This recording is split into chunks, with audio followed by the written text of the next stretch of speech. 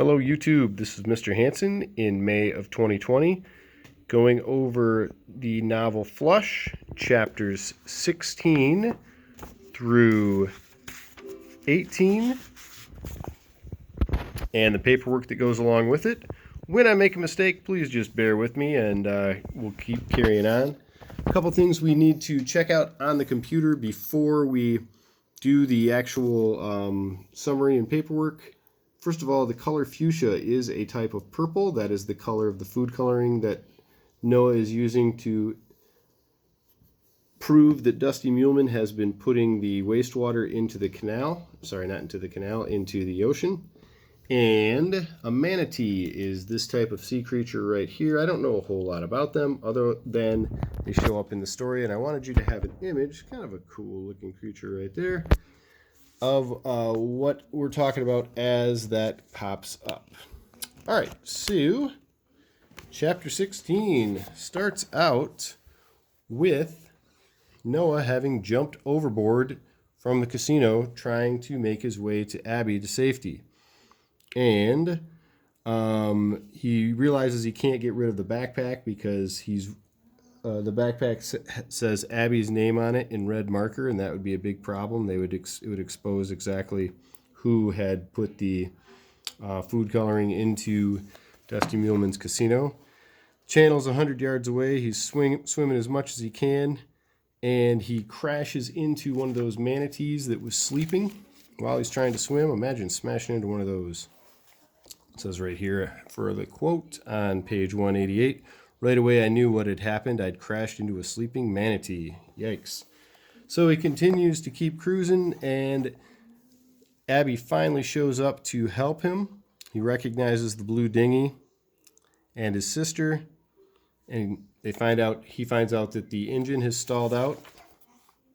So they're basically kind of stuck at the end of this channel, and there's an area where Bull can still stand and see them, and he keeps flashing a spotlight on them to try to kind of annoy the kids. And then he continues on and aims a gun at the dinghy. Yikes. Boy, these kids are a little bit scared from that point. Dusty Muleman's there as well. As we continue on, there's a third man right there with the M-shaped scar. If you remember who that was from before, it's the older gentleman. Anyway, the pirate guy shows up and beats up Bull. Somehow the engine starts to life. They start cruising away, but oh boy, then it breaks again. Yikes. So they end up, here's the line that says that the motor is not working anymore. The motor conked out with a sickly rattle. Tosses the anchor over, but the anchor hasn't been tied down. And they're basically stuck in the water overnight. Yikes. Okay. It's 20 minutes to 1 in the morning. Remember, they were supposed to be home a long time before that. They started bailing out the boat. Maybe they should have saved some of the rainwater to drink. It's 8 in the morning next. And by 12 noon, they knew they'd be in rough shape, feeling dehydrated. Okay. Somehow, and the water's 60 feet deep, just so you know, 50 or 60 feet deep. Somehow, some way, what happens? Tropical Rescue shows up to pick them up. And remember, that is Noah's dad Payne's new job, working for Tropical Rescue. They pick him up, and they find out that the guy with the scar is Grandpa Bobby. So the grandfather has shown up. How in the world did he make it there? I guess we'll find out. So Noah calls in the gambling boat to say that there's the trail of fuchsia, the purplish color, proving that the casino boat has been illegally dumping their toilet waste. And here's a picture of Noah with the family there. Continues on from there. People thought that he was dead. He wasn't smuggling drugs. He was actually smuggling emeralds. And he finds out that they were face-stabbing liars, the people he was working for. That's how he got the M-shaped scar. By he, I'm talking about the grandfather. Okay. They stole his boat. Okay. Find out there's more about the backstory about how he wasn't actually dead. And they knew that his dad would have flipped out if they thought that he was still alive and done something even crazier. Okay. So anyway, the dad's hanging out in a bar, and who does he see on TV but his own son? Sorry, the grandfather is in a bar, and he sees his own son on TV spouting off about the casino boat. Finally finds out where his family is and decides to go back to see them. Okay, so he hitches a ride, kind of. Then when he gets to the harbor, he goes overboard. This guy had a pretty elaborate plan just to get where he was getting. Okay. Anyway, they find Luno in the middle of the road later, dripping with sweat. Okay. Grandpa Bobby explains that it was a private plane who spotted the dinghy and called in the location, and they lucked out that they were able to have the tropical rescue get there before the Coast Guard did. They also find out that Luno was just holding a flare gun, and they have the gold coin that the grandfather has been wearing around his neck. He gives that to Noah as a token of gratitude or friendship or family. And anyway, that is how chapter 17 ends. Okay. From here, you find out that the Coast Guard could actually see the food coloring in the water to prove that Dusty Muleman had been illegally dumping things, and the grandfather thinks that was a great idea. And Noah's mom is having a hard time with the whole situation because she realizes that Dusty's own son swims in that same water that he's trashing. Okay. All right. Dusty Muleman gets officially busted. The kids are grounded, but being grounded could get changed pretty quick for them. They said it's indefinitely. They get 1 hour to go thank Shelly. They go over to see Shelly, and they see that her apartment or house is completely trashed because she decided to take Billy Babcock home just to kill time, not to do anything one way or the other. And Lice comes home, and then they have a big fight with each other. Past 3 a.m.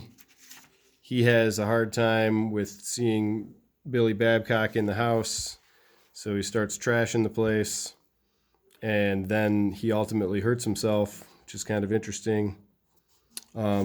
She's kind of sort of fired at the end of the chapter, but it says being a bartender in the Keys is like being a roofer in hurricane season. You're never out of work for long. So there's an interesting simile there. Continuing on from there. They run into Jasper Jr. And Jasper Jr. And Bull decide to back away because they see the coin that Grandpa Bobby is wearing now being around the neck of Noah, meaning they know that he's connected to that guy. And then eventually Jasper finally says sorry, and he spells sorry S-O-R-Y. Ooh, anyway. Have a nice day, I called, though I knew it probably wouldn't turn out that way for the Muleman family, meaning he knows that the Coast Guard is now going to go through the process of hopefully filing charges against them for their illegal dumping. So that concludes chapters 16, 17, and 18. Let's go through some of the paperwork. As far as the vocabulary is concerned, you have channel, spindly, gloating, mirage, violation, and heathen. Look those up online or in a dictionary. It should be pretty easy. You have some matching to do. Choose the best word to go through the sentences. Pretty easy. Personification is a literary technique in which non-human objects take on human characteristics. One example of personification is in chapter 17 when Grandpa Bobby is describing pain. He says, sometimes his brain takes a nap and lets his heart take the tiller. Explain why this is an example of personification. So they're talking about the brain or the heart being personified, which is kind of interesting, even though you're normally talking about personifying inanimate objects, not just organs, among other things. Okay, multiple choice. In chapter 16, Abby is late getting to Noah with the dinghy because These are your options. We talked about that specifically in the summary, or I talked about it specifically in the summary.